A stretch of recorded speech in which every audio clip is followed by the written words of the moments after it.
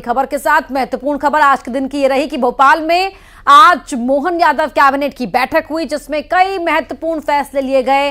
Cabinet ने मध्य प्रदेश नगर पालिका संशोधन के प्रस्ताव को मंजूरी दी। इसके तहत अब नगर पालिका और नगर परिषद अध्यक्ष के खिलाफ 3 साल के पहले अविश्वास प्रस्ताव नहीं लाया जा सकेगा। अविश्वास प्रस्ताव के लिए 3/4 पार्षदों का होना जरूरी है। इसके अलावा कैबिनेट ने मदरसों में अन्य धर्मों के बच्चों को शिक्षा देने पर कार्रवाई के प्रस्ताव को भी मंजूरी दी है। कैबिनेट के फैसलों की जानकारी देते हुए डिप्टी सीएम राजेंद्र शुक्ला ने बताया कि प्रभारी मंत्रियों को हर महीने प्रभार के जिले में 1 दिन जाना जरूरी होगा। साथ ही रात्रि विश्राम कर वहां जनता की समस्याओं को जानना भी होगा। कैबिनेट ने प्रदेश भर में साइबर तहसील योजना को मंजूरी दी है। पहले पायलट प्रोजेक्ट के तौर पर यह योजना 2 जिलों में शुरू की गई थी।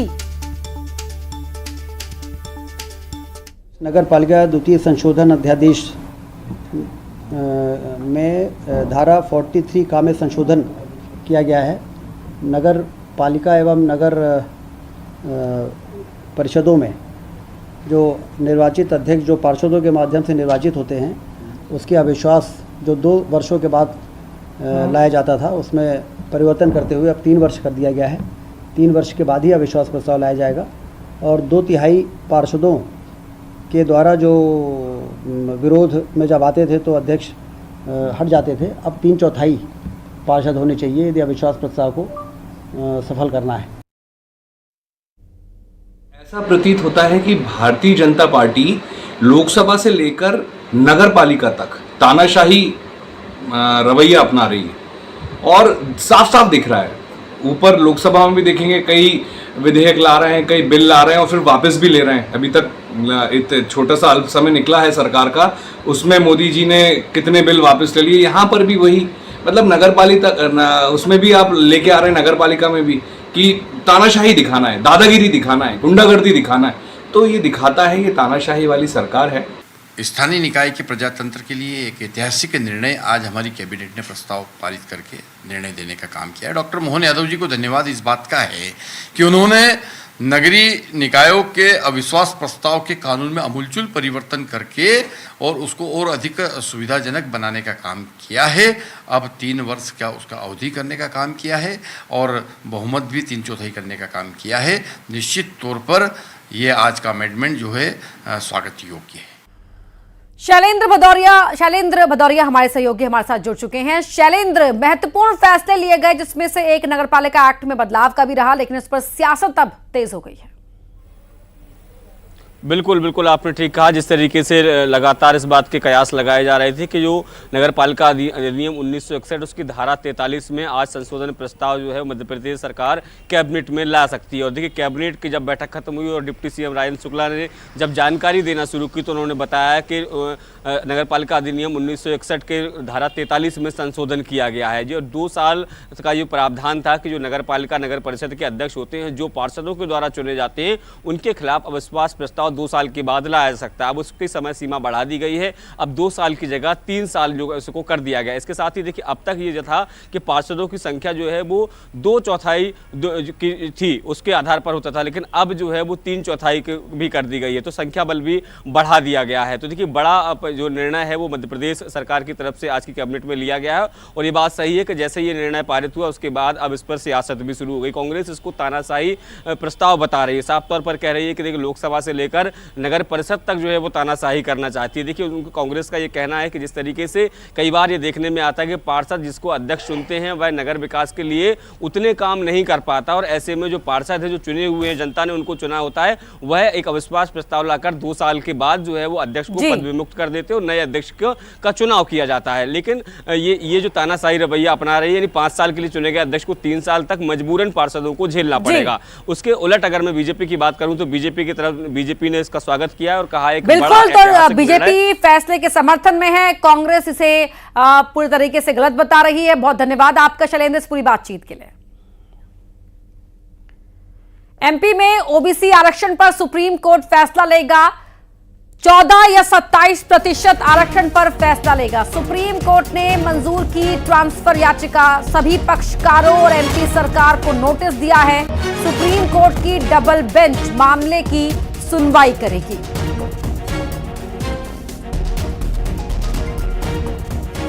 तो मध्य प्रदेश में ओबीसी आरक्षण पर सुप्रीम कोर्ट फैसला लेगा।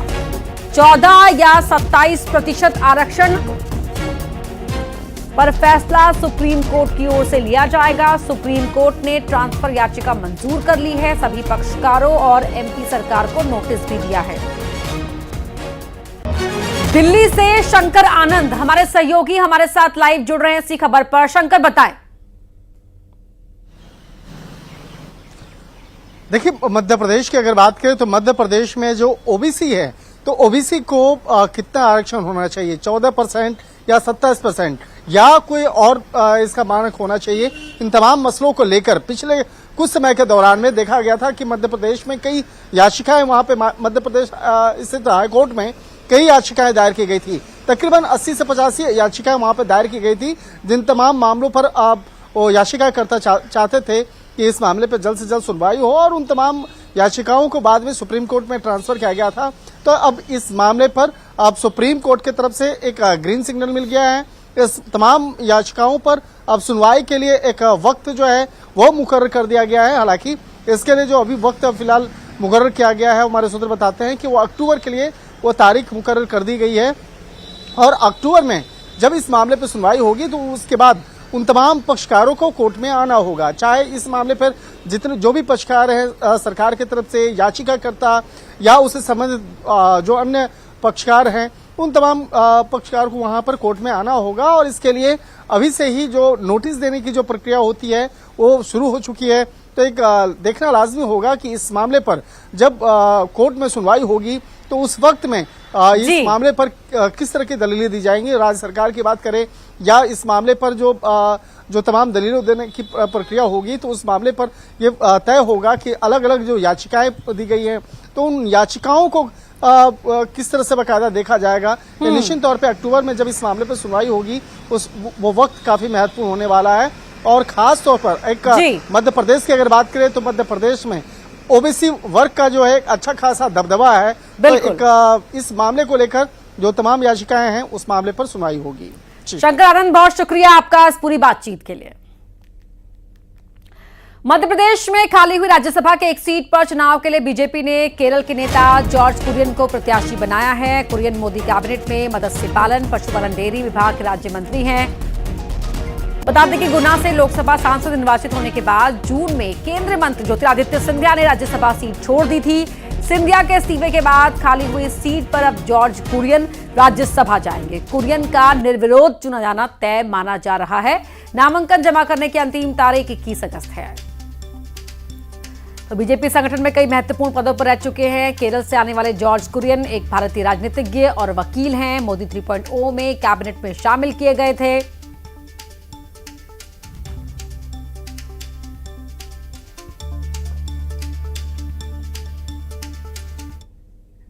मध्य प्रदेश में पिछले साल विधानसभा के बाद इस साल लोकसभा का चुनाव भी हो चुका है। बीजेपी को दोनों चुनावों में जोरदार जीत मिली थी, लेकिन पार्टी अपना कुनबा बढ़ाने की कवायद जारी रखे हुए है। 1 सितंबर से बीजेपी सदस्यता अभियान शुरू करने जा रही है। इसके तहत बूथ स्तर पर हर कार्यकर्ता को नए लोगों को पार्टी से जोड़ने की जिम्मेदारी दी जाएगी। इस सिलसिले में कल प्रदेश बीजेपी अध्यक्ष वीडी शर्मा ने एक बैठक बुलाई है, जिसमें मंडल स्तर से लेकर प्रदेश स्तर तक के पार्टी पदाधिकारी शामिल होंगे। इस दौरान संगठन के चुनाव और सदस्यता अभियान को लेकर मंथन होगा।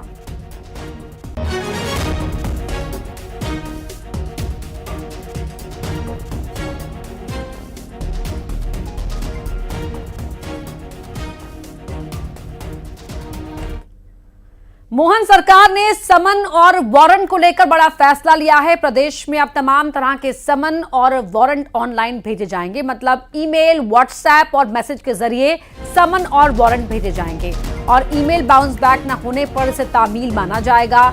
मध्य प्रदेश के गृह विभाग ने इसको लेकर गजट नोटिफिकेशन जारी किया है। हालांकि जो लोग इलेक्ट्रॉनिक डिवाइस का इस्तेमाल नहीं करते उनके लिए मान्य नहीं होगा। सरकार के इस फैसले पर सीएम डॉक्टर यादव ने कहा कि देश में ऐसा पहली बार किया जा रहा है और मध्य प्रदेश ऐसा करने वाला देश का पहला राज्य है। मध्य प्रदेश सरकार ने निर्णय लिया है कि अपने सभी प्रकार के संबंध तामील कराने के लिए इलेक्ट्रॉनिक तरीके का तकनीक का उपयोग किया जाना चाहिए। ये देश में पहला प्रयोग है जिसमें हमारी न्यायिक प्रणाली में तकनीक का उपयोग लेते हुए संबंध तामील कराने के लिए, नोटिस तामील कराने के लिए ई तकनीक का सहारा लिया जाएगा, जिसके कारण से त्वरित गति से इन सारी व्यवस्थाओं का पालन किया जा सके। मेरी अपनी ओर से टेक्नोलॉजी के इस नए प्रयोग के लिए विभाग को बधाई।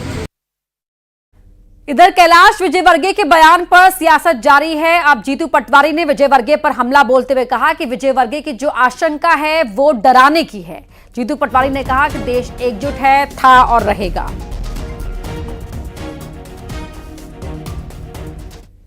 विजयवर्गीय की जो आशंका है वो सिर्फ डराने और धमकाने की है। देश एकजुट है, था और रहेगा। और ये हर कांग्रेसी देश की एकता और अखंडता के लिए अपनी शहादत देनी पड़े, अपने खून का आखिरी कतरा बहाना पड़े तो तैयार रहेगा। नफरत और घृणा भारतीय जनता पार्टी के विचार और कैलाश विजयवर्गीय के विचार से लड़ता रहेगा। रीवा में नशा मुक्ति केंद्र में बीएचएमएस डॉक्टर की पीट कर हत्या कर दी गई। डॉक्टर इसी सेंटर में 2.5 साल से काम कर रहे थे। आरोपी और उसके रिश्तेदारों को शक था कि डॉक्टर उसकी पत्नी से बात करता है। उन्होंने प्लान बनाकर डॉक्टर को सेंटर पर बुलाया और पिटाई। इसके बाद खुद ही अस्पताल ले गए। डॉक्टर के घर पर जानकारी दी कि एक्सीडेंट हो गया है। घटना न्यू संकल्प नशा मुक्ति केंद्र की है। न्यू संकल्प नशा केंद्र है और पुनर्वासन केंद्र है। वहाँ पे जो गुप्ता जी हैं उनको बुला के उसके जो डायरेक्टर हैं और मैनेजर हैं और साथ ही साथ 3 लोग और हैं, इनके द्वारा मारपीट की गई थी, जिसके कारण उपचार के दौरान उनकी मौत हो गई है और अपराध पंजीबद्ध कर लिया गया है 5 आरोपियों के विरुद्ध।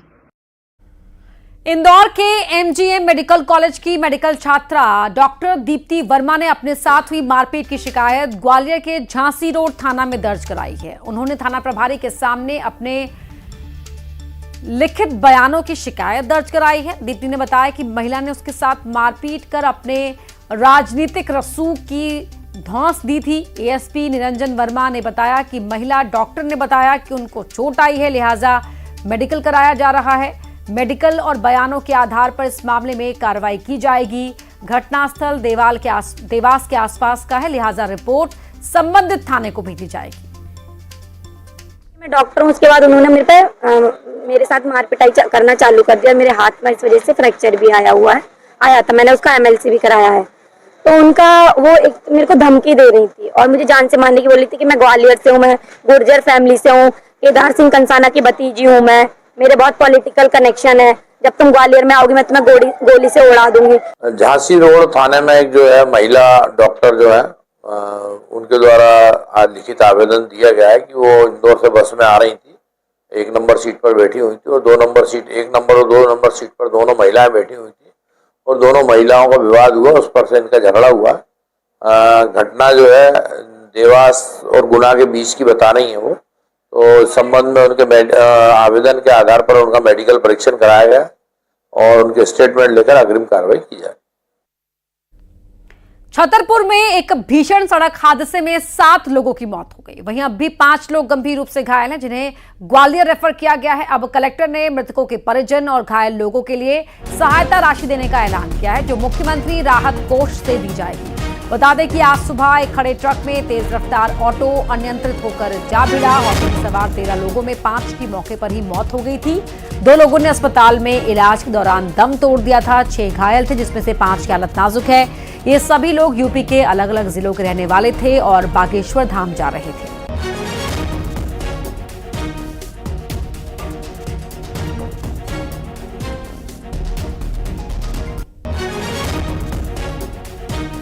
खजुराहो हाईवे है, उस पे एक सुबह दुखद दुर्घटना घटी है, जिसमें एक ऑटो से 13 लोग घायल हुए हैं, जिसमें से 7 लोगों की मृत्यु हो गई है। 6 लोग अभी अस्पताल में एडमिट हैं, जिनमें से 4 लोगों को उपचार के लिए हम ग्वालियर रेफ़र कर रहे हैं। जो 7 लोग जिनकी मृत्यु हो गई है उनका पोस्टमार्टम हो रहा है।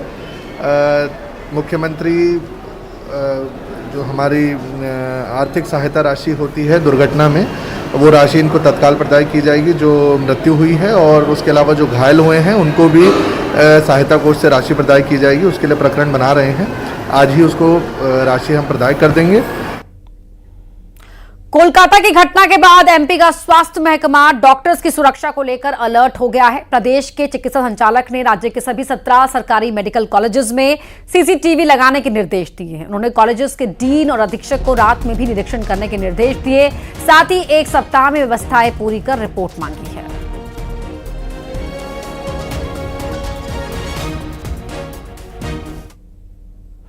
कलकत्ता में जूनियर डॉक्टर के साथ दुष्कर्म और हत्या के बाद अब मध्य प्रदेश सरकार भी अलर्ट मोड पर है और सभी मेडिकल कॉलेज हों या जिला अस्पताल हों, सब में सुरक्षा के व्यापक इंतजाम करने के निर्देश दिए गए। मध्य प्रदेश सरकार के स्वास्थ्य राज्य मंत्री नरेंद्र सिंह बाजी पटेल जी हमारे साथ मौजूद हैं।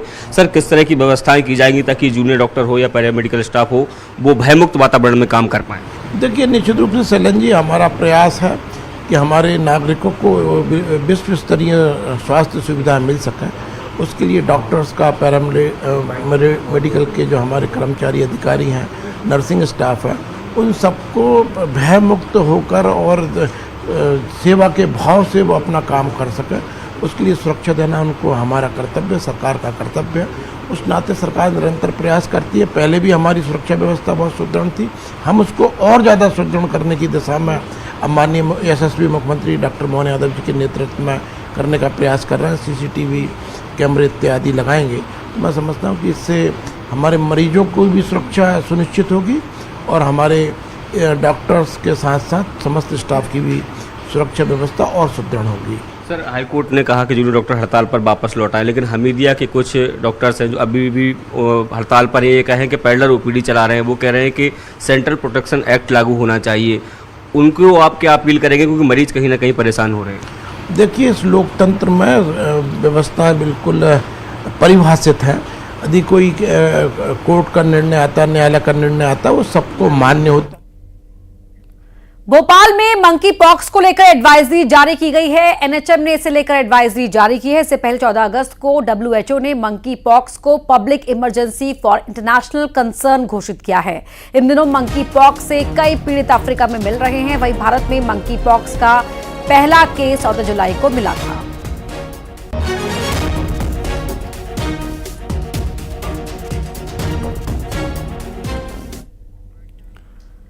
ग्वालियर में नगर निगम की जनसुनवाई के दौरान जोरदार हंगामा हुआ। दरअसल 27 जुलाई को निगम के खुले चेंबर में गिरने से अफरीदी खान नाम के शख्स की मौत हो गई थी, जिसको लेकर मृतक के परिवार वाले निगम अफसरों के खिलाफ तख्तियां लेकर पहुंचे और जनसुनवाई के दौरान जमकर हंगामा किया। मृतक के परिजन अफरीदी की मौत के लिए निगम के 3 अफसरों को जिम्मेदार ठहरा रहे हैं। एमपी में कई जिलों में लगातार बारिश हो रही है और बारिश की वजह से डैम का जलस्तर तेजी से बढ़ रहा है। बैतूल में सापना जलाशय में ज्यादा पानी होने की वजह से ओवरफ्लो होने लगा है, तो वहीं डैम के वेस्टवेयर से पानी सापना नदी में जा रहा है। इसके अलावा सतपुड़ा डैम के 3 गेट खोले गए हैं। सापना डैम के ओवरफ्लो होने से किसान खुश हैं। किसानों को सिंचाई के लिए पानी मिल पाएगा, जबकि बालाघाट में इस सीजन में पहली बार राजीव सागर 52 थड़ी बांध के 2 गेट खोले गए हैं। गेट से 25 क्यूसेक पानी छोड़ा जाएगा। डैम के गेट खोलने को लेकर निचले इलाकों के लिए अलर्ट जारी कर दिया गया है, साथ ही प्रशासन को भी अलर्ट कर दिया गया है।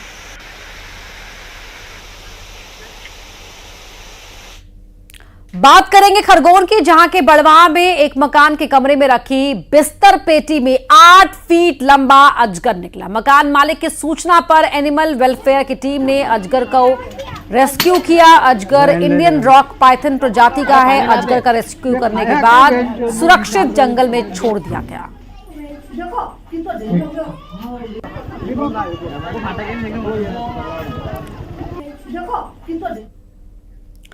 खबर सिवनी से है, जहां पेच टाइगर रिजर्व के टूरिया गांव के एक रिजॉर्ट में बांध का शावक घुस गया, जिसके बाद लोगों में हड़कंप मच गया। जानकारी मिलते ही मौके पर पहुंची पेच टाइगर रिजर्व प्रबंधन की टीम ने बाघ के शावक का ट्रैंकुलाइज कर उसे रेस्क्यू कर लिया। शावक काफी कमजोर है, जिसके बाद प्रबंधन ने स्वास्थ्य परीक्षण कर शावक का इलाज किया।